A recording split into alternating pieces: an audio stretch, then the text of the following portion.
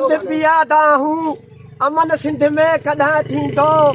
उॾामन पियूं अर्श ते आहूं अमन सिंध में कॾहिं थींदो अॻे हुई माल जी चोरी हींअर ज़मीननि ते ज़ाहिर ज़ुल्म ज़ोरी किलाशन कोफ़ सां काहूं अमन सिंध में कॾहिं थींदो जी त असीं ॻोठा जी बलोचिस्तानी जा रहिवासी जेके असीं हिन ज़मीन जा मालिक आहियूं जी त हिन ज़मीन ते कुझु दहशतगिर्दनि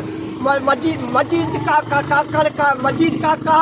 आलम पंजाबी चार्ली उर्फ रज़वान पंजाबी जेके बार बार धमकियूं ॾेई रहियो आहे गुंडागर्दी करे रहियो आहे जी त असां उन्हनि खे ॿुधाइण था चाहियूं त इहा गुंडागर्दी ऐं दहशतगिर्दी बंदि करियो ऐं मजीद सिपियो जेके कूड़ा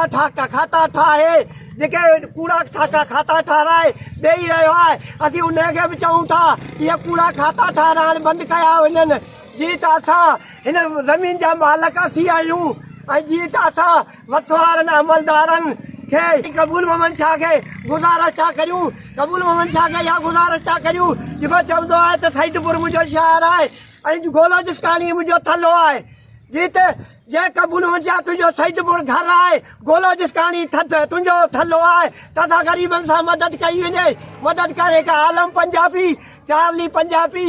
ऐं हू काका जेको दहशतगिर्दी जूं धमकियूं ॾेई रहियो आहे ऐं जीअं त असां अहिड़ो प्रोग्राम हिकु DCO DSP शाह करीम जे रूबरू बि पंहिंजो बयान कास्ट करायो आहे जी त दहशतगिर्द असांखे सरेआम चई रहिया आहिनि